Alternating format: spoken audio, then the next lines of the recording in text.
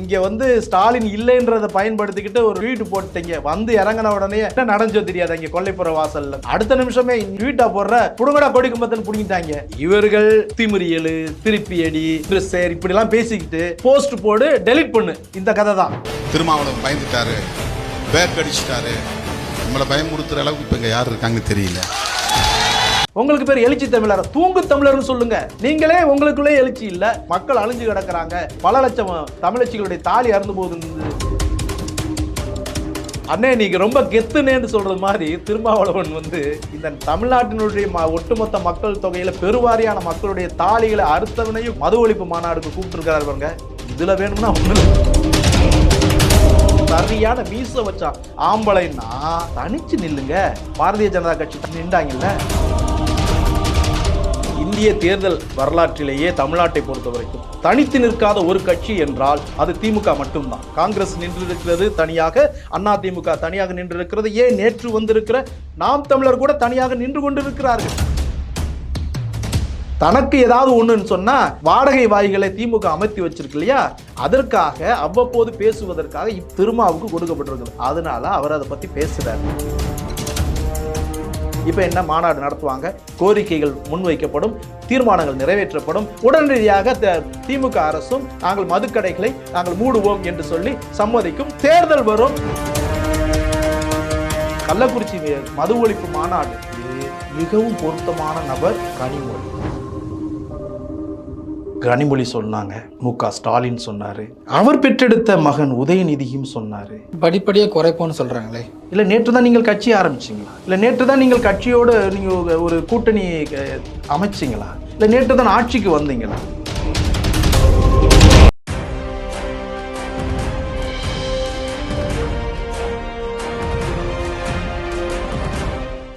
Globe 360 நேயர்களுக்கு வணக்கம். நான் பிரிட்டோ. இன்றைய சிறப்பு நேர்காணலில் தமிழர் தேசிய கிறித்தவர் இயக்கத்தினுடைய மாநில ஒருங்கிணைப்பாளரும் சமய பணியாளருமான அருட்பணி கிதியோன் செல்லமுத்து அவர்களோடு உரையாட இருக்கிறோம். ஐயா வணக்கம். வணக்கம் ஜோ. மது ஒழிப்பு மாநாடு விடுதலை சிறுத்தைகள் அக்டோபர் 2 நடத்த இருக்கிறாங்க. கடந்த வாரம் முழுவதும் பல்வேறு சர்ச்சைகளை கிளப்பிய அந்த மாநாடு இப்போ கிட்டத்தட்ட ஒரு முடிவுக்கு வந்திருக்கு. அதிமுகவும் கலந்துக்கலான்னு சொன்னாங்க. ஆனால் திமுக தலைவர் மு.க. ஸ்டாலின் அவர்களை நேரடியாக போய் சந்திச்சு மாநாட்டுக்கு அழைப்பு தெரிவிச்சிருக்கிறாங்க. இதன் மூலமா நிறைய பேர் வரக்கூடாது அல்லது வரமாட்டாங்க அப்படின்னு புரிஞ்சுக்கலாம். எப்படி நீங்க பார்க்குறீங்க? அதாவது வாழையை வெட்டியவன் வீட்டிலேயே தோரணமாய் நிற்குமா வாழை மரம் அப்படின்னு நம்ம ஊர்களில் ஒரு சொல் வழக்கு உண்டு. திருமண விழாக்களில், முக்கியமான சுப நிகழ்வுகளில் அதுபோல் அந்த வாழை மரத்தை வெட்டி உயிரை துண்டாக்குனவன் வீட்டிலேயே வந்து வாழை மரம் அலங்காரத்தை செஞ்சுக்கிருக்கும். அந்த மாதிரி தமிழ்நாட்டில் இளம் விதவைகள் அதிகரித்து விட்டார்கள் அப்படின்னு கருணாநிதி ஈன்றெடுத்த மைந்தல் புத்திரி கனிமொழி சொன்னாங்க. அவருடைய மகன் மு.க. ஸ்டாலின் சொன்னார். அவர் பெற்றெடுத்த மகன் உதயநிதியும் சொன்னார். எல்லாருமே இன்னும் ஏகபோகமாக திமுக கட்சியில் இருக்கக்கூடிய எல்லா இளவரசர்களும் அங்கங்கே இருக்கக்கூடிய பாளையக்காரர்களும் சிற்றரசர்களும் இதை வழிமொழிகிறார். படிப்படியாக குறைப்போன்னு சொல்கிறாங்களே. எப்போ? நேற்று தான் கடை திறந்தாங்களா? கடை நேற்று தான் திறந்தாங்களா? இல்லை நேற்று தான் நீங்கள் கட்சி ஆரம்பிச்சிங்களா? இல்லை நேற்று தான் நீங்கள் கட்சியோடு நீங்கள் ஒரு கூட்டணி அமைச்சிங்களா? இல்லை நேற்று தான் ஆட்சிக்கு வந்தீங்களா? இந்த திடீர் ஞான உதயத்திற்கான காரணம் என்ன? ஏதாவது போதி மரத்துக்கு கீழே போய் உட்காந்துட்டீங்களா? அது அந்த உட்கார்ந்த போதி மரம் இது கோபாலபுரத்தில் இருக்கா என்ன? இது போலத்தான் சகோதரர் திருமாவளவனுக்கு சற்றும் குறையாம நடைபயணம் என்கிற பெயரில் மதிமுகவினுடைய தலைவர் கோபால்சாமி நாயுடு இது போலத்தான் நடைபயணத்தை. அந்த நடைபயணம் எங்கே வந்து இறுதியாக நிறைவு பெற்றது? கோபாலபுரத்தில் தானே. இல்லை, எம்பி வைகோ அவர்கள் தெளிவா சொல்றாரு, திமுகவினுடைய ஆட்சிக்கோ கட்சிக்கோ எந்த பாதிப்பும் வரவிட மாட்டோம்னு சொல்றாரு. இதே போலதான் கடந்த ஓரிரு மாதங்களுக்கு முன்பதாக பெரம்பூரில் பட்டப்பகலில் வைத்து வெட்டி படுகொலை செய்யப்பட்ட ஆம்ஸ்ட்ராங் அவருடைய மரணத்திற்கு நீதி கேட்டு அல்லது அவருடைய மரணத்தினுடைய அந்த விளைவுகளை மக்களிடம் எடுத்து சொல்லி சட்டம் ஒழுங்கை சீர் செய்யுங்கள் என்கிற கோரிக்கையோடு திரைத்துறையை சேர்ந்த கலையாளர் இயக்குனர் ப. ரஞ்சித் வந்து ஒரு பெரிய மாநாடு, ஒரு பேரணியை ஒழுங்கு செய்தார். இப்போ இது ஒரு நியாயமான கோரிக்கைகள் தான். தங்களுடைய தோழமை சக்திகளாக இருக்கக்கூடிய விடுதலை சிறுத்தைகள் கட்சியினுடைய தலைவராக இருக்கிற திருமாவளவன் உள்ளிட்ட எல்லா சிறுத்தைகளும் அவருக்கு பக்கபலமாக நின்று இருக்க வேண்டும் அல்லவா? ஆனால் இல்லை. அப்போ என்ன ஒரு ஸ்டேட்மெண்ட் வந்துச்சு அப்படின்னு சொன்னால், பாரஞ்சித்தினுடைய வாயிலிருந்து என்னெல்லாம் செய்கிறார் அப்படின்னு திருமாவளவன் ஒடுக்கப்பட்ட இந்த பிதுக்கப்பட்ட மக்களுக்கு, இந்த ஒடுக்கப்பட்ட இந்த நசுக்கப்பட்ட தலித் மக்கள் என்கிற சோகால்டு பீப்புளுக்கு என்ன விதமான பசப்பு வார்த்தைகளால் ஏமாற்று வித்தைகளை திருமா செய்கிறார் என்றெல்லாம் சொல்லிவிட்டு இறுதியில் சொன்னார் பாரஞ்சித், அண்ணா நாங்கள் உங்களை கைவிட்டுட்டு போயிட மாட்டோம்னா அப்படின்னு சொன்னார். இதையே தான் சற்று மாற்றி திருமா சொல்றார், இப்போ மது ஒழிப்பை மட்டும் நீங்க வந்து உறுதியா நீங்க எஸ்டாப்ளிஷ் பண்ணிட்டீங்க அப்படின்னு சொன்னா எந்த விஜயனுடைய மாநாடும் உங்களை பாதிக்காது, விஜயனுடைய வருகை உங்களுடைய ஆட்சியை பாதிக்காது அப்படின்னு சொல்றாரு. அப்படின்னா என்னன்னா, உண்மையிலேயே சகோதரர் திருமாவளவனுக்கு மது ஒழிப்பு குறித்ததான அக்கறை இல்லை என்பதுதான் நிதர்சனமான உண்மை. மது ஒழிப்பு குறித்ததான அக்கறை இவருக்கு உண்மையிலே இருக்கும் என்றால், இவர்கள் எப்போது எதிர்க்கட்சியாக இருந்தார்களோ 10 ஆண்டுகள் கூப்பில் உட்கார வைக்கப்பட்டிருந்தார்களே, அப்போது கூப்பாடு போட்டு கொண்டிருக்கும் போதே இவர் இது போன்ற மாநாடுகளை அவர் முன்னெடுத்திருக்க வேண்டும். சரி, இப்போதாவது காலம் கடந்தாவது இப்படிப்பட்ட மாநாடுகளை முன்னெடுக்கிறார் என்றால், இவர் யாரை கூப்பிடுகிறார்? முதல்ல திமுகவினுடைய அமைப்பு சார்ந்த அந்த கட்சியினுடைய அரசியல் தலைவர்களை கூப்பிடுவதற்கு முன்பதாக அதிமுக கட்சிக்காரர்கள் எல்லாம் நீங்க கூப்பிட்டீங்க. நீங்க அப்போது திமுகவுடன் சேர்ந்து நீங்கள் எதிர்கட்சி வரிசையில அல்லது எதிர்கட்சி அந்த அந்த அந்த இதுல தான் நீங்க இருந்தீங்க. அப்பொழுது என்ன, உங்களுடைய இன்றைய கூட்டணி கட்சி தலைவர் மு.க. ஸ்டாலின், அவருடைய சகோதரி, அவருடைய மகன் எல்லாருமே சேர்ந்து வாயில கருப்பு துணியை கட்டிக்கொண்டு கைகளிலே பதாகைகளை ஏந்தி கொண்டு, கொரோனா காலம் என்று கூட மக்கள் மீது சற்றும் உங்களுக்கு அக்கறை இல்லாமல் இப்போதெல்லாம் உங்களுக்கு மதுக்கடைகளை திறந்து வைக்க வேண்டிய அவசியம் இருக்கிறதா உங்களுக்கு? அப்படியெல்லாம் கேட்டவர்கள் தானே இவர்கள். அப்போ நீங்க அந்த மாநாடு நடத்தியிருந்திருக்கலாம். நீங்க இப்ப நடத்துவதற்கு காரணம் என்ன? உண்மையிலேயே உங்களுக்கு மதுவை குறித்ததான அக்கறை இருக்கு அப்படின்னு சொன்னா, நான் 2 கோரிக்கை தான் வைக்கிறேன். மது ஒழிப்பு மாநாட்டை அக்டோபர் 2 கள்ளக்குறிச்சியில் நீங்கள் நடத்த போறீங்க, வரவேற்கிறேன். நடத்துறதுக்கு ஒன்று, இந்த விதவைகள், இளம் விதவைகள் எண்ணிக்கை அதிகரிச்சிருச்சுன்னு சொன்னாங்கல்ல, யாரு? கனிமொழி. அவங்கள கூப்பிட்டு அந்த விழாவுக்கு தலைமையேற்க சொல்லுங்க. அவங்க தான் தலைமை ஏற்கிறதுக்கு பொருத்தமான ஆள். கனிமொழி அந்த கள்ளக்குறிச்சி மது ஒழிப்பு மாநாட்டிற்கு மிகவும் பொருத்தமான நபர் கனிமொழி. இப்போ அன்புமணி ராமதாஸ் அவர்கள் வந்து எங்களை கூப்பிடாட்டியும் பரவாயில்ல, முதல் ஆளாக எங்களை தான் கூப்பிட்டுருக்கணும், இருந்தாலும் நாங்கள் இந்த மாநாட்டை வரவேற்கிறோம் அப்படின்னு சொல்றாங்க. மிகச்சரியான நிலைப்பாடு தான், மிகச்சரியான நிலைப்பாடு. நீங்க என்ன விதமான பந்தை போடுறீங்களோ அதுக்கேற்ற மாதிரி தான் அவர் கரெக்டாக வந்து ரியாக்ட் பண்ணி இருந்திருக்கிறார். ஆனால் இது உண்மையிலேயே மதுவை குறித்ததான கொள்கை அரசிற்கு என்ன? டாஸ்மாக் என்கிற ஒரு நிறுவனம், அந்த நிறுவனத்தின் வழியாக எஞ்சிய தனியார் முதலாளிகளை வைத்து மதுபான கூடங்களிலிருந்து உற்பத்தி செய்யப்பட்டு டாஸ்மாக் நிறுவனத்திற்கு உள்ள கொண்டு வர்றாங்க. இன்புட் வருது சரக்கு, அந்த சரக்கு விற்று அதிலிருந்து வரக்கூடிய வருவாயை அரசு எடுத்துக்கொள்ளும். அதற்கான உற்பத்தி விலையே மதுபான கூடங்களுக்கு இதுதானுங்க அரசனுடைய கொள்கை முடிவு. அப்படி இருக்கும்போது இப்போ அரசு சார்ந்த ஒரு விடயமா இருந்தா, ஆஃபீஸ் மேட்டர்ஸ்னா, அஃபீஷியல் பிஸ்னஸ்னா எங்கே வச்சு இதை பேசியிருக்கணும்? உண்மையிலேயே திருமாவளவன் எங்கே இதை பற்றி பேசியிருக்கணும்? அரசிடம் பேச வேண்டும். அரசினுடைய தலைமை அலுவலகம் எங்கே இருக்கிறது? தலைமை செயலகம். அங்கே பேசுறதுக்கு விட்டுட்டு தேனாம்பேட்டையில் இருக்கக்கூடிய அறிவாலயத்தில் பேச வேண்டிய விஷயம் இது கட்சி விஷயமா? அப்பனா மது ஒழிப்பு மாநாடு என்கிறது ஒரு டூல் தான். திருமாவளவனை பொறுத்த வரைக்கும் மது ஒழிப்பு மாநாடு என்பது ஒரு விதமான அரசியல் நகர்விற்கான கருவி. இப்போ உண்மையிலே மது ஒழிப்பை குறித்து திமுகவுக்கு அக்கறை இருக்கிறதானால் இல்ல, ஆனா அது குறித்து பேசியாக வேண்டிய நிர்பந்தம் திமுகவுக்கு இருக்குது. ஆனா இதை இப்ப திமுக பேசினா ஊர்ல இருக்கிறவங்க சிரிப்பான். அப்ப என்ன செய்யணும்? தனக்கு ஏதாவது ஒண்ணுன்னு சொன்னா வாடகை வாய்களை திமுக அமைத்து வச்சிருக்கு இல்லையா, அதற்காக அவ்வப்போது பேசுவதற்காக இப்போது கொடுக்கப்பட்டிருக்கிற அசைன்மெண்ட் அண்ட் டாஸ்க் யாருக்கு கொடுக்கப்பட்டிருக்குன்னா திருமாவுக்கு கொடுக்கப்பட்டிருக்குது. அதனால அவர் அதை பற்றி பேசுகிறார். இப்போ என்ன நடக்கும்?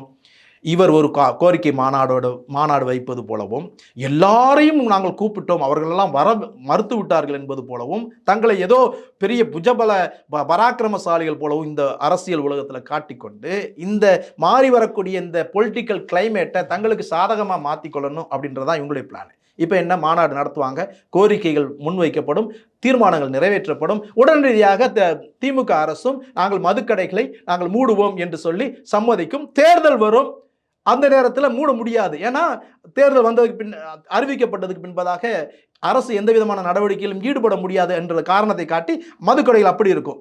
அப்போதுதான் ஏற்கனவே வழக்கமாக 4 தலைமுறைகளாக சொல்லி கொண்டு வந்தார்களே, என்ன, நாங்கள் வந்தால் தமிழகத்தில் ஒரு சொட்டு மது இருக்காது, நாங்கள் வந்தால் படிப்படியாக மதுக்கடைகள் மூடப்படும், நாங்கள் வந்தால் மதுக்கடைகளே இருக்காது, மது ஆலைகள் மூடப்படும் சொன்னார்களா இல்லையா? அதுபோல மீண்டும் 5வது தலைமுறையாக தம்பி இன்பநிதி தலைமையில் இது போல அறிவிப்புகள் வரும். ஏன்னா அவரும் வளர்ந்து பெரிய ஆக ஆரம்பிச்சிட்டாரு. அவருடைய தலைமையில் இப்போ 2026 இந்த அதே கோரிக்கைகள் அதே வாய் அறிவிப்பார்கள். தேர்தல் முடிஞ்ச உடனேயே நீங்கள் நினைக்கிறீங்களா அவங்க மூடிடுவாங்கன்னு? ஏன்னா இதற்கு முன்னாடியே நம்ம கையில் இருக்குது முதல் கையெழுத்து நீட் ஒழிப்பு அப்படின்னு செஞ்சிட்டாங்களா என்ன?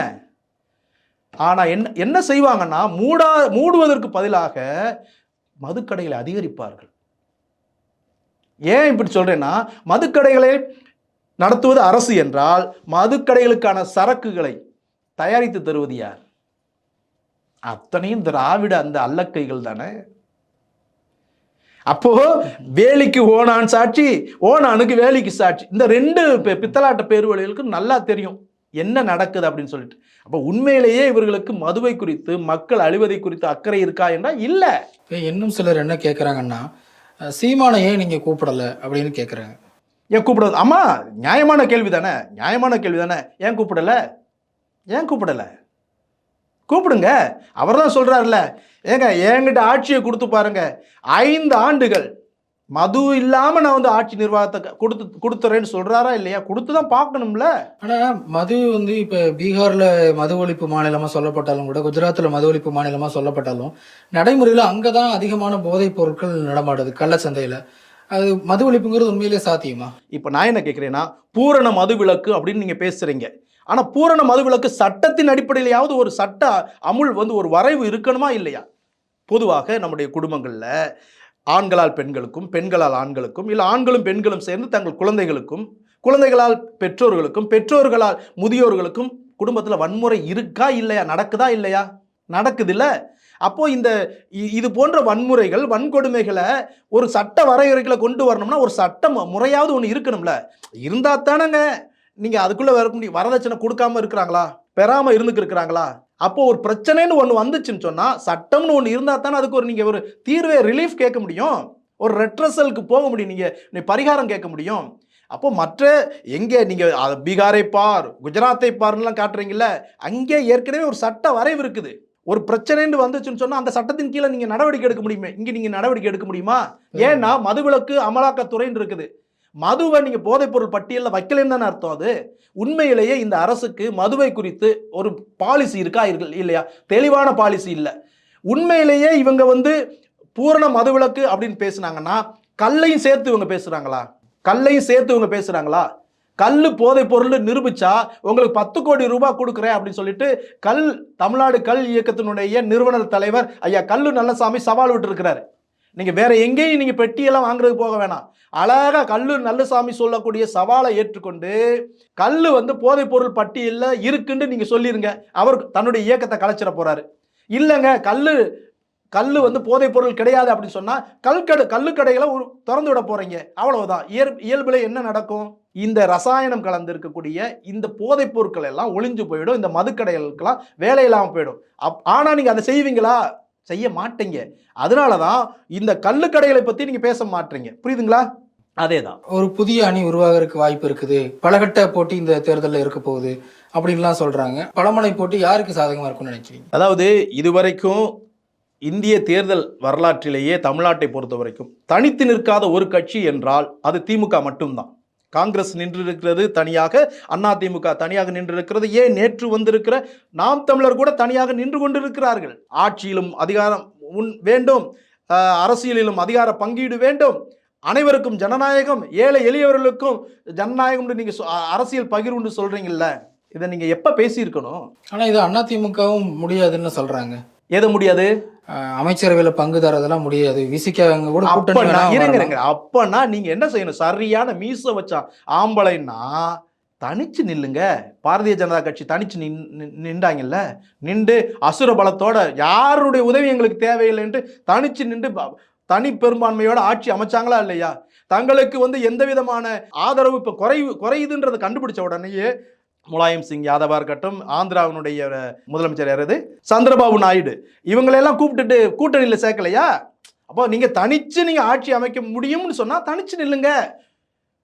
ஆனா கூட்டணி கட்சிகள் எல்லாம் வேணும், அவங்க எல்லாருடைய ஒத்துழைப்பு வேணும். ஆனா இதெல்லாம் சாத்தியம் இல்லை, அதிகாரத்துல பங்கு கொடுக்க முடியாது, ஆட்சியில பங்கு கொடுக்க முடியாது. இதெல்லாம் என்னது? திமுக மட்டும் சொல்லலாம், அண்ணா திமுகவும் சொல்றாங்க, செல்லூர் அது சொல்றாரு, ஜெயக்குமார் சொல்றாங்க, இவங்க எல்லாம் முடியாதுன்னு சொல்றாங்க. கோரிக்கை யார் இடத்துல வச்சிருக்கிறாங்க?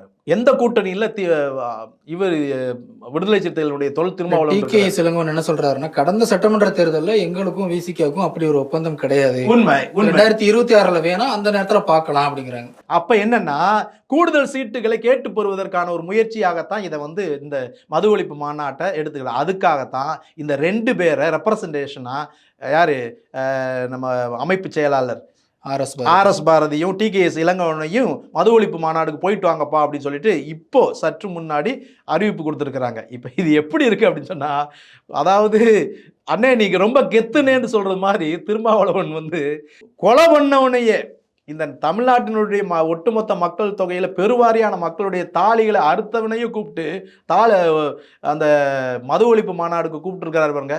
இதுல வேணும்னா ஒண்ணுல ஜெயிச்சு ஆரம்பத்துலதான் சொல்றாரு, இதை வந்து நீங்க தேர்தலோட சேர்த்து பார்க்காதீங்க, இது ஒரு மக்கள் பிரச்சனை. ஆமா ஆமா, நீங்க சொல்லிட்டா நாங்க நம்பணும். நீங்க இது வரைக்கும் சொல்றது எல்லாமே அப்படியே தான் நடந்துக்கிருக்கீங்களா? இது ஒரு அரசியல். அப்படி உண்மையிலேயே இதை சேர்த்து பார்க்க வேணாம், மக்கள் நலன் சார்ந்துதான் நான் இதை பேசுறேன் அப்படின்னு சொன்னா, 3 வருஷமா என்ன ராஜா பண்ணீங்க? கோமாவில் இருந்தீங்களா? நீங்க கோமாவில் இருந்தீங்களா? என்ன உங்களுக்கு பேர் எழுச்சி தமிழர்? தூங்கு தமிழர்னு சொல்லுங்க, தூங்கி கிடந்தேன்னு சொல்லுங்க. நீங்களே உங்களுக்குள்ளே எழுச்சி இல்லை.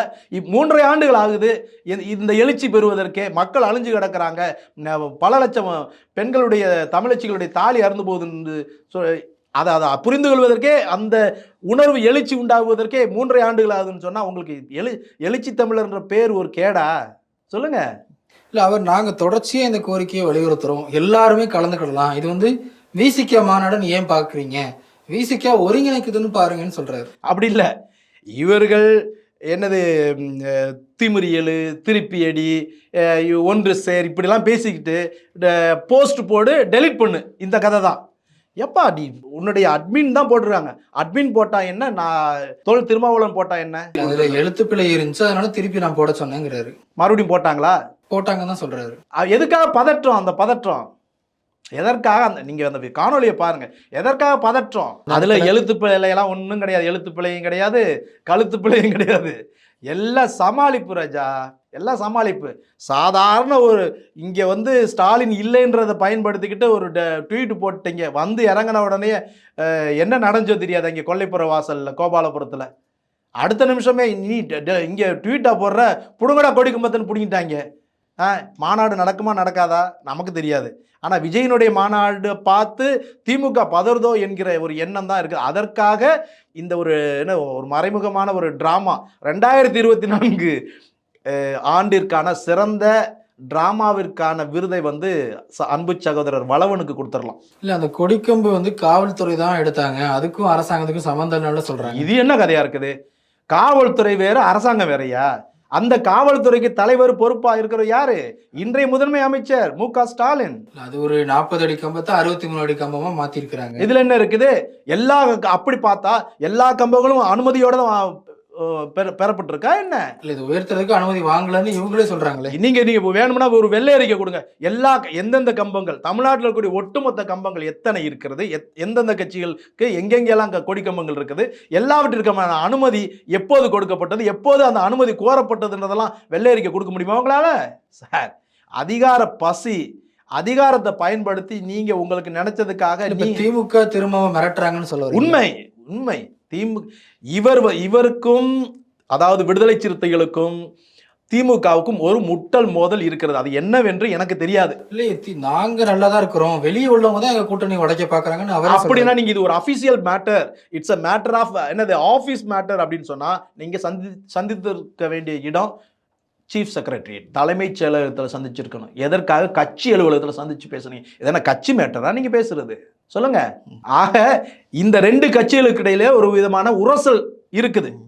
அது எதிர்க்கட்சிகளுக்கு ஒரு தீனியா இருக்குது. அது அவர்களுடைய பாணி, அவருடைய பணி, அதைத்தான் அவங்க செய்வாங்க.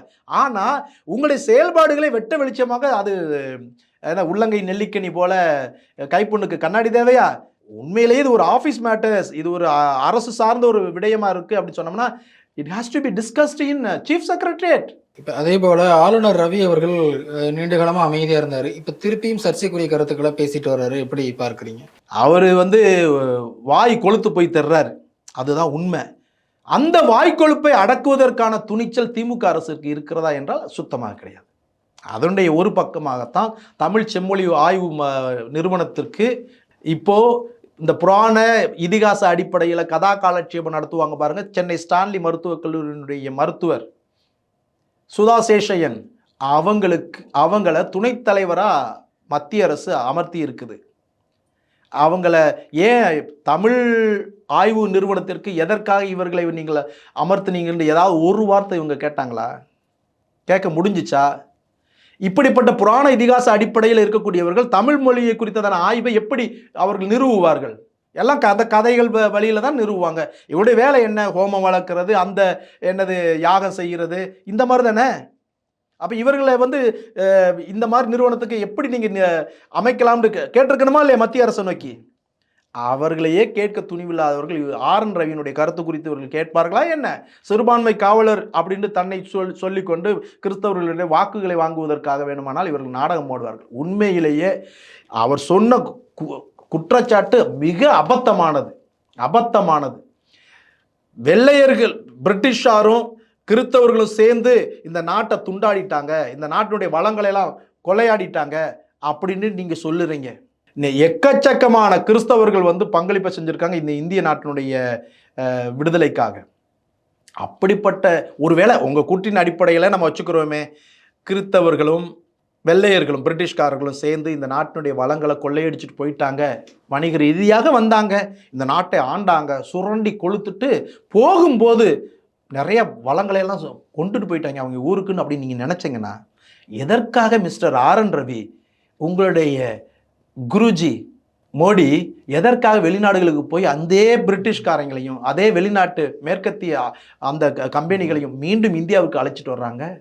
அதே ஆரியம் பெத்து போட்ட திராவிடத்துடைய கதாநாயகர், திராவிட நாயகன் மு.க. ஸ்டாலின் எதற்காக வெளிநாட்டில் இருக்கக்கூடிய ஈஸ்ட் இந்தியா கம்பெனியினுடைய அடுத்த வெர்ஷனாக இருக்கக்கூடிய மேலைத்தேய நாடுகளின் கம்பெனிகளை இங்கே கொண்டு வந்து இறக்குறீங்க? இன்னைக்கு கம்பெனிகளை கொண்டு வந்து இறக்கி அவர்களுக்கு வரிச்சலுகை கொடுத்துருவீங்க, நிலம் கொடுத்துருவீங்க, நீர் கொடுத்துருவீங்க, மின்சார வசதி கொடுத்துருவீங்க, வரிச்சலுகை கொடுத்துருவீங்க. இவ்வளவும் கொடுத்து நாளைக்கு உண்டு கொளுத்து இந்த நிலத்தையே கபலீகரம் பண்ணி அவர்கள் நாளைக்கு அன்றைய ஈஸ்ட் இந்தியா கம்பெனி, கிழக்கிந்திய கம்பெனி நம்மை ஆள துடித்தது போல, ஆண்டது போல மீண்டும் ஆள மாட்டார்கள் என்பதற்கு என்ன உத்தரவாதம்? இப்போ மீண்டும் இந்த தமிழகத்தை அரும்பாடுபட்டு பெற்றெடுத்த இந்த இந்திய சுதந்திர போரில் நம்ம சிந்திய ரத்தத்தை எல்லாம் இவர்கள் கேலிக்குள்ளாக மாற்றுகிறார்களா? மீண்டும் ஒரு சுதந்திர போர் அவர்களை விரட்டுவதற்கு பாடாப்பட வேண்டும் என்று இவர்கள் விரும்புகிறார்களா என்ன? உண்மையிலே இந்த நாட்டின் மீதும் இந்த மண்ணின் மீதும் அக்கறை இருக்கும் என்று சொன்னால் எதற்காக வெளிநாட்டு கம்பெனிகளை இவர்கள் அழைத்து வர வேண்டும்? மீண்டும் ஒரு இந்திய சுதந்திர போர் உருவாக வேண்டும் என்று இவர்கள் விரும்புகிறார்களா என்ன? புரியுதுங்களா? இவர்களுக்கு இந்த மண்ணை குறித்து மக்களை குறித்தும் அக்கறை கிடையாது. ஆரியம் திராவிடத்திற்கு மாற்றே கிடையாது. அது ஏமாற்று. இதை நன்றாக புரிந்து கொள்ள வேண்டும். அதற்கு சகோதரர் திருமாவளவன் போன்றவர்கள் டிராமா போட்டுக்கிருக்கிறாங்க. அதனுடைய ஒரு பகுதி தான் இந்த மது ஒழிப்பு மாநாடு. உண்மையிலேயே மது ஒழிப்பை குறித்து இவர்களுக்கு அக்கறை இருக்கும் என்று சொன்னால் மதுவை உடனடியாக மூடி தொலையுங்கள் ஐயா. இதை படிப்படியாக குறைப்பது எதற்காக இந்த நாடகம்? சரி, மது கடையில மூடிருங்க, இங்கே கல்லுக்கடையில் திறந்து விடுங்க. எதற்காக இங்கே செங்க காலவாசல்களுக்கு இங்கே இருக்கக்கூடிய பனைமரங்களையும் தென்னை மரங்களையும் வெட்டி எடுக்க போறாங்க? அது எம்ஜிஆர் ஆட்சி காலத்துல தானே சாராய கடைகள். யாரு ஆட்சிக்காரமும் இருந்து போங்க, நீங்க தாங்க திராவிடத்தினுடைய எல்லா அத்தாரிட்டியா பேசிட்டு உட்காந்துருக்கிறீங்க. யாரு நீங்க மாறிலாம் குற்றம் சாட்டு, அவன் சரியில்லைன்னா உங்களை கொண்டு வந்திருக்குது, நீங்க சரியில்லைன்னா மறுபடியும் அவனை காட்டுனா மோடி சொல்ற மாதிரி தான் இருக்குது. எல்லாவற்றிற்கும் காரணம் அந்த ஜவஹர்லால் நேரு தான் அப்படின்னா, காங்கிரஸ் தான் அப்படின்னு சொன்னா அப்புறம் எதுக்கு நீங்க இருக்கிறீங்க? அவர்கள் கொண்டு வந்த நீட்டத்தாங்க நாங்க இப்ப செயல்படுத்திக்க இருக்கிறோம்னு சொல்றது மாதிரி தானே இருக்குது. அதிமுக ஆட்சியில கொண்டு வந்ததை தான் நாங்கள் செயல்படுத்திக்க இருக்கிறோம் திமுக சொல்லிக்கிறது. எதற்கு நீங்க ரெண்டு பேரும் இடத்த காலி பண்ணுங்க, காத்து வரட்டும். நிகழ்ச்சியில் பங்கெடுத்தமைக்கு மிக்க நன்றி. நன்றி.